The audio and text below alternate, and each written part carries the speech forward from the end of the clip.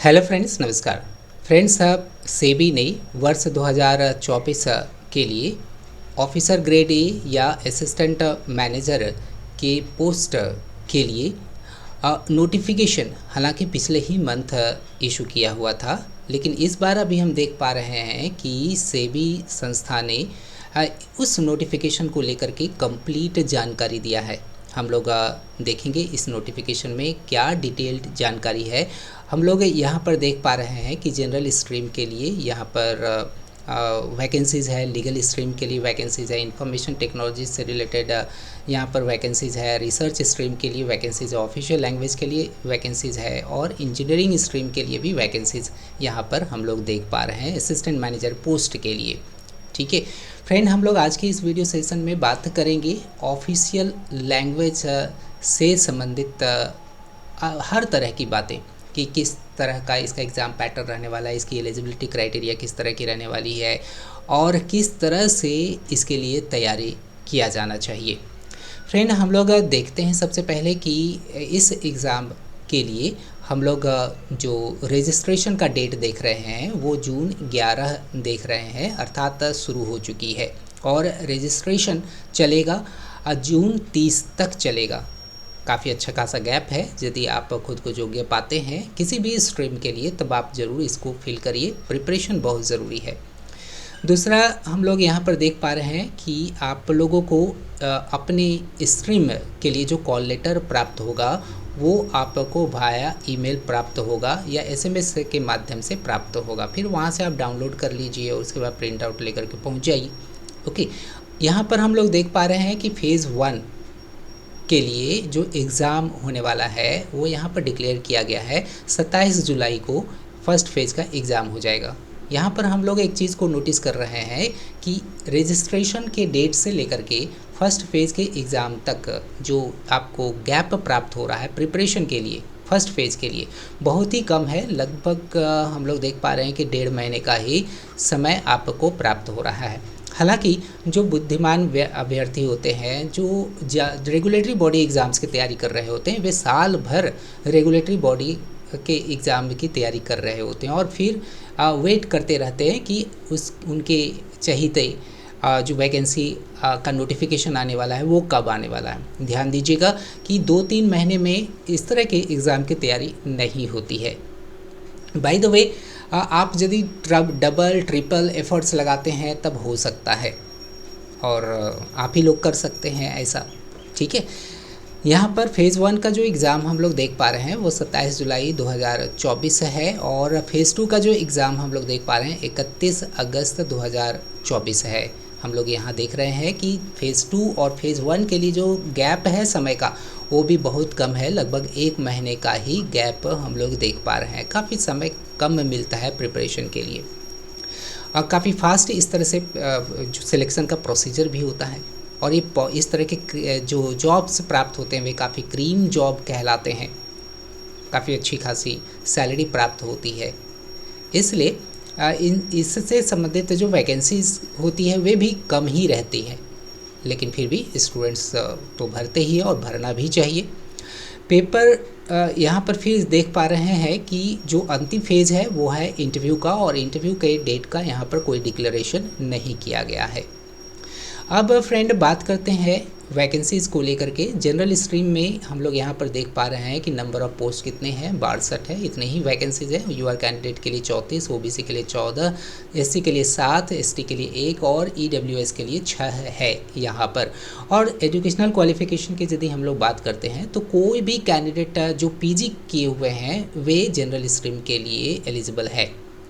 ठीक है, किसी भी स्ट्रीम में वो क्यों ना वो है, लेकिन पीजी किए हुए हैं ग्रेजुएट्स के लिए यहाँ कोई जगह नहीं है। ठीक है, तो वो जनरल स्ट्रीम के लिए वो जो गया। लीगल स्ट्रीम के लिए वो उन्होंने एलएलबी कर रखा है, अर्थात लॉ में डिग्री ले रखा है, तो फिर वो जो गया है information technology bachelors of degree in engineering and any branch यदि वो किए हुए हैं, बायोटेक वगैरह इस तरह के एग्ज़ाम, इस तरह के स्ट्रीम में यदि वो रहे हैं तो फिर इंफॉर्मेशन टेक्नोलॉजी के लिए वो जो गया रिसर्च के लिए आप देख लीजिएगा।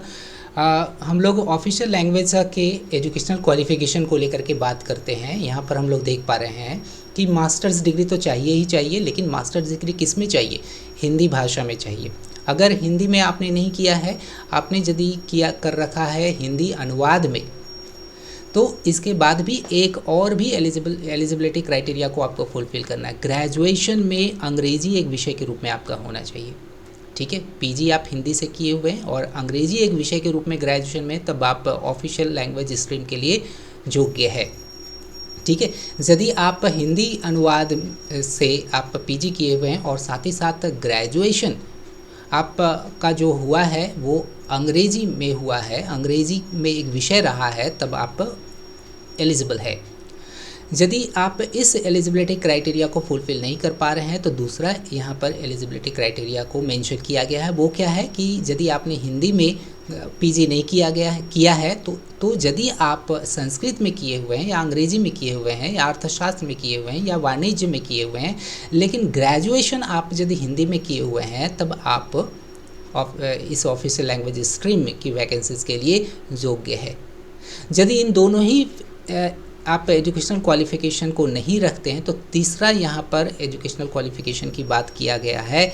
वो क्या है कि आप पीजी तो किए हुए हैं, लेकिन आप अंग्रेजी और हिंदी दोनों में किए हुए हैं, तब आप इसके लिए योग्य हैं। आपका ग्रेजुएशन किसी भी विषय में क्यों ना हुआ हो, उससे यहाँ पर कोई लेना देना नहीं है, लेकिन पीजी आप किए हुए हैं अंग्रेजी में या और हिंदी में, तब आप इसके लिए योग्य हैं।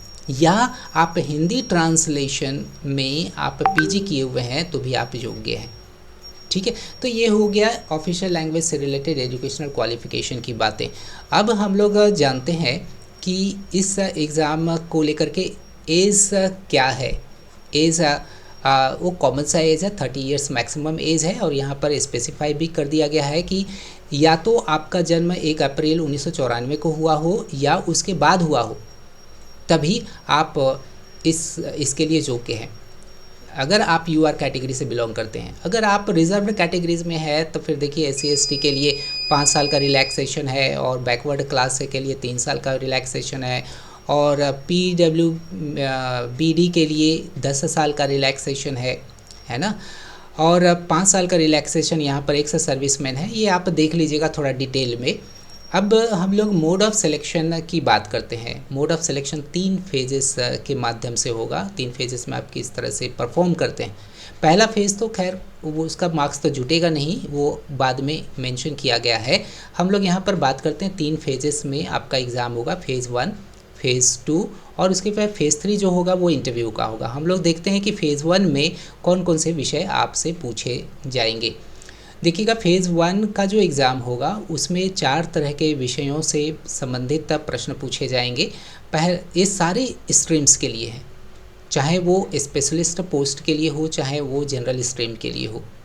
दोनों ही स्ट्रीम्स के कैंडिडेट्स को इन 4 सब्जेक्ट्स पर प्रिपरेशन करने ही होंगे। जीए, जनरल अवेयरनेस, इसमें थोड़ा विशेष यहाँ पर बातें की गई है जीए से रिलेटेड, कि इसमें जो क्वेश्चंस होंगे, कुछ क्वेश्चंस जो होंगे वो फिनेंशियल सेक्टर से रिलेटेड होंगे, और जो क्वेश्चंस होंगे वे थोड़ा इजी भी हो सकता है या मॉडरेट भी हो सकते हैं या डिफ़िकल्ट भी हो सकते हैं, यहाँ पर बात कर लिया गया है।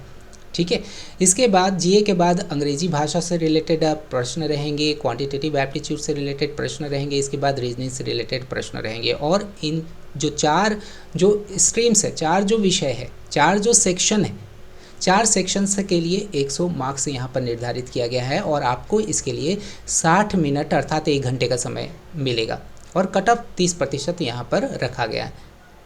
ठीक है, एक चीज़ यहाँ पर आपको ध्यान रखना है कि पेपर 1 में सेक्शनल कट ऑफ है।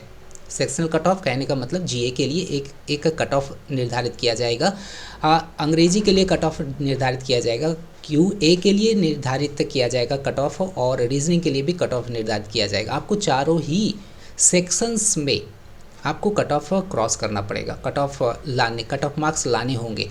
अगर किसी में भी आप कट ऑफ मार्क्स आपका नहीं आ पाता है तो फिर आप क्वालिफाई नहीं करेंगे, अर्थात सेकेंड फेज़ के लिए आप नहीं जा पाएंगे। ठीक है, और पेपर 2 की जहाँ तक बात हम लोग यहाँ पर करते हैं, तो इसमें किस तरह के प्रश्न आपके रहेंगे। इसमें आपका स्पेसिफिक क्वेश्चंस है वो आपके विषय से रिलेटेड होंगे। यदि हम लोग लैंग्वेज से बात करते हैं, मतलब हिंदी भाषा, से संबंधित प्रश्नों की यदि बात करते हैं तो इसमें हम लोग देखते हैं कि 100 प्रश्न आपके रहेंगे और 40 मिनट का समय आपको मिलेगा।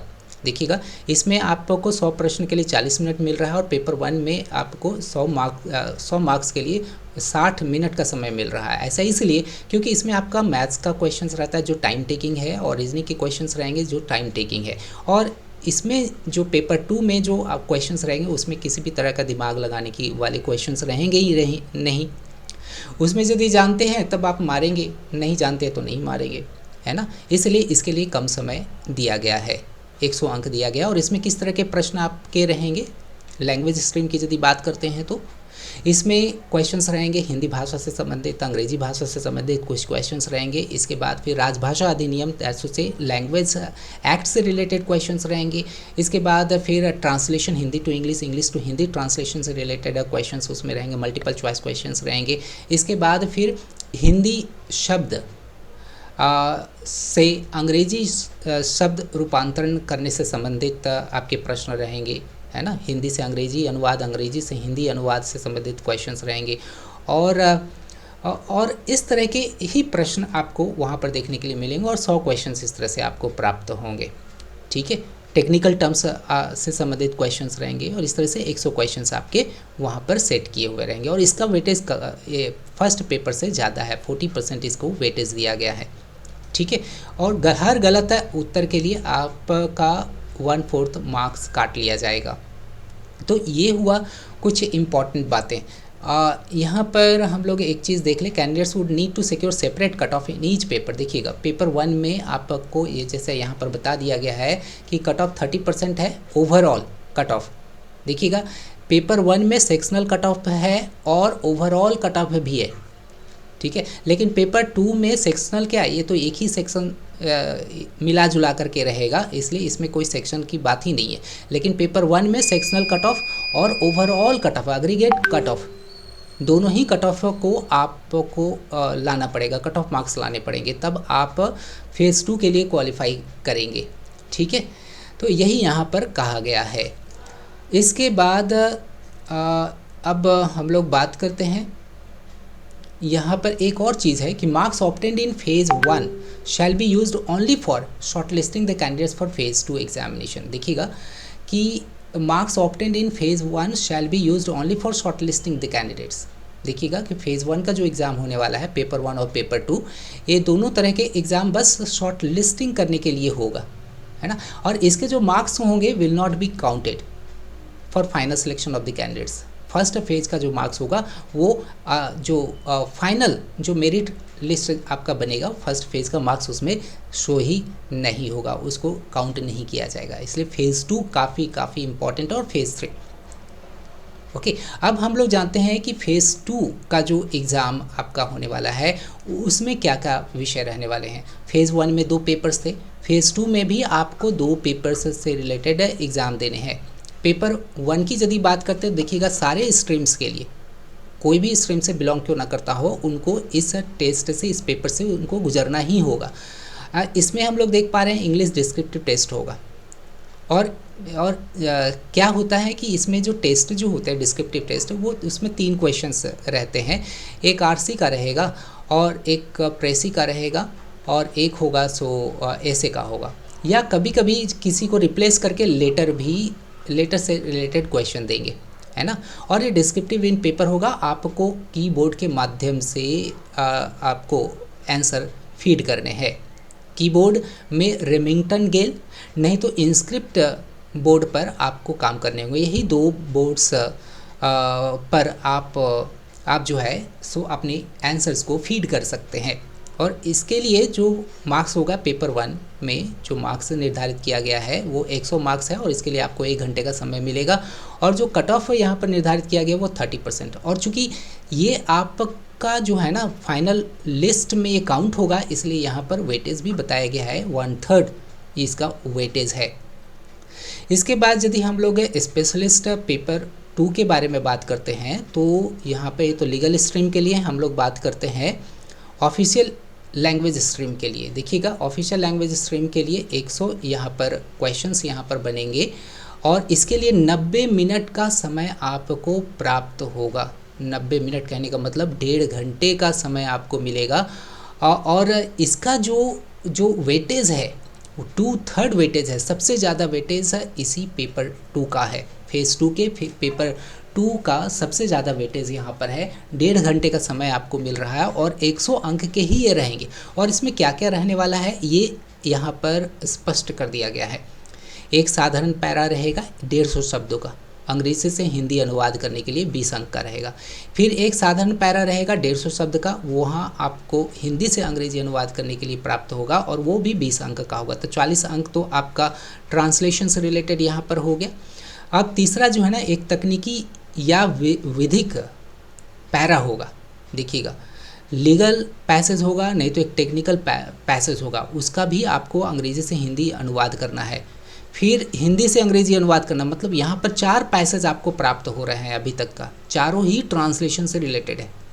पांचवा क्या कह रहा है, कार्यालय में प्रयोग होने वाले टिप्पणियाँ, 5 टिप्पणियाँ अंग्रेजी से हिंदी अनुवाद, है ना, ये 5 टिप्पणियाँ रहेगा और 5 अंक के यहाँ पर रहेंगे अंग्रेजी अनुवाद। ये दरअसल एक एक वाक्य का वहाँ पर सेंटेंस रहेगा, उसका आपको अंग्रेजी में अनुवाद करना है। ठीक, अंग्रेजी से हिंदी, हिंदी से अंग्रेजी, ये भी 5 अंक का और ये भी 5 अंक का रहेगा। इसके बाद फिर अनुवाद से संबंधित प्रश्न यहाँ पर दिखाए गए, छोटे छोटे वाक्य अंग्रेजी से हिंदी अनुवाद के लिए 5 अंक और फिर हिंदी से अंग्रेजी अनुवाद के लिए 5 अंक। पूरा का पूरा जो ये पेपर 2 है वो अनुवाद पर ही आधारित है। इसमें कुछ टेक्निकल टर्म से रिलेटेड भी आपको प्रश्न, आपके पास प्रश्न प्राप्त होंगे। यहाँ पर देखिए स्पेसिफाई कर दिया गया है कि कौन कौन से आप कीबोर्ड का इस्तेमाल करें ताकि आपको एग्ज़ाम में किसी भी तरह का कोई इशू नहीं आवे। इंस्क्रिप्ट बोर्ड, जिसे हम लोग कहते हैं, हम लोग ट्रेडिशनल, है ना, ट्रेडिशनल वो कीबोर्ड पर हम लोग यदि काम करते हैं, टाइपिंग करने का काम करते हैं, तो वहाँ पर उस तरह का कीबोर्ड का लेआउट प्राप्त होगा, आपको वहाँ पर उसी कीबोर्ड का इस्तेमाल करना है। अगर नहीं तो फिर रेमिंगटन गेल कीबोर्ड का आपको इस्तेमाल करना है। तो फ्रेंड, ये हुआ इस एग्ज़ाम से रिलेटेड महत्वपूर्ण, अति महत्वपूर्ण बातें।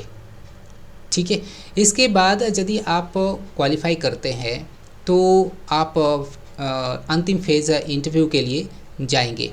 यहाँ पर हम लोग देख पा रहे हैं कि 50% एग्रीगेट यहाँ पर कट ऑफ आपको लाने पड़ेंगे, 2/3 इसका वेटेज है, काफ़ी वेटेज है। इसके बाद फिर इंटरव्यू का आपका सेशन चालू होता है। यहाँ पर अब हम लोग बात करते हैं कि तैयारी किस तरह से आप लोगों को करना है। देखिएगा कि फेज़ 1 तो पूरी तरह से क्वालिफाइंग इन नेचर है, आप उसमें क्वालिफाई करते हैं तो वो फर्स्ट फेज़ भी काफ़ी थोड़ा स्टैंडर्ड होता है, वो हार्ड होता है, उसमें आपको क्वालिफाई करने ही होंगे। फेज़ 2 से आपका जो मार्क्स है वो मेरिट लिस्ट में जुड़ना शुरू हो जाता है। फेज़ 2 में फर्स्ट जो पेपर है जो और सेकंड जो पेपर है, दोनों ही आपका डिस्क्रिप्टिव पेपर है। डिस्क्रिप्टिव पेपर कहा जाए तो यही गेम चेंजर है, इसी पर आपको फोकस करना पड़ेगा। इसीलिए आपको सबसे पहले कि कंप्यूटर पर टाइपिंग पर पूरा ध्यान देना है, आपको सोचना भी है और टाइप करके लिखना भी है, अपने आंसर को फीड करना भी है। जहाँ तक इंग्लिश डिस्क्रिप्टिव टेस्ट की तैयारी करने की बात है, आपको आरसी पर पूरा अभ्यास करना है। जो आरसी के से संबंधित जो पैसेज आपको प्राप्त होगा वो फिनेंशियल सेक्टर से रिलेटेड ही रहेंगे। कोई करंट कोई एक आर्टिकल रहेगा, उस आर्टिकल से रिलेटेड 5 क्वेश्चंस आपका बनता है। 5 क्वेश्चंस जो रहेंगे वो 5-5 अंक का हो सकता है कि 25 अंक का तो ऐसे ही हो गया, 25 अंक का ये हो जाएगा। उसके बाद फिर बाकी प्रेसी और ऐसे में बटेगा। प्रेसी के साथ भी वही स्थिति रहेगी। आरसी का जो पैसेज की जो लेंथ रहेगा वो लगभग 400 शब्दों का रह सकता है, प्रेसी के लिए भी 400 शब्दों का रह सकता है, और ऐसे जो लिखना है वो लगभग 200 से 250, है ना, 250 शब्दों में आपको लिखना पड़ेगा। लेकिन कोई ठिकाना नहीं है, हो सकता है कि आपको टाइपिंग के माध्यम से 350 शब्दों तक आपको टाइप करने के लिए वहाँ पर कहा जाए। इसलिए आपको तैयार रहना है 350 शब्दों को आप कैसे टाइप कर सकते हैं। देखिएगा 350 शब्द और फिर यहाँ पर आरसी और प्रेसी का भी क्वेश्चन के आंसर्स आपको लिखने हैं। और यदि इसकी तैयारी आप करना चाहते हैं इंग्लिश डिस्क्रिप्टिव टेस्ट के लिए, तो इसके लिए कोर्स उपलब्ध है। कोर्स का लिंक डिस्क्रिप्शन में दे दिया गया है। और यदि हम लोग ऑफिशियल लैंग्वेज स्ट्रीम की बात करते हैं तो इसके लिए भी कोर्स ऑलरेडी लॉन्च कर दिया गया है। आप लिंक पे जा करके कोर्स का डिटेल्स देख सकते हैं। हालांकि कुछ सीमाएं हैं, क्योंकि ये धीरे धीरे करके आपको अन्य तरह के जो है ना मटेरियल्स उसमें प्रोवाइड कर दिए जाएंगे। लेकिन जितना भी आपके कोर्स में दिया गया है वो आपके तैयारी के लिए काफ़ी महत्वपूर्ण भूमिका निभाएंगे, आपके अंतिम चयन के लिए काफ़ी अच्छी भूमिका निभाएंगे। फ्रेंड, ये रहा इस एग्ज़ाम से रिलेटेड महत्वपूर्ण बातें। आशा करते हैं कि आप इस एग्ज़ाम की तैयारी कर सकते हैं। अपने एफ़र्ट्स को डबल करिए, ट्रिपल करिए और इस तरह के एग्ज़ाम्स में अंतिम रूप से चयन करने के लिए अपना कमर कस लें। शुभकामनाएं। Thank you.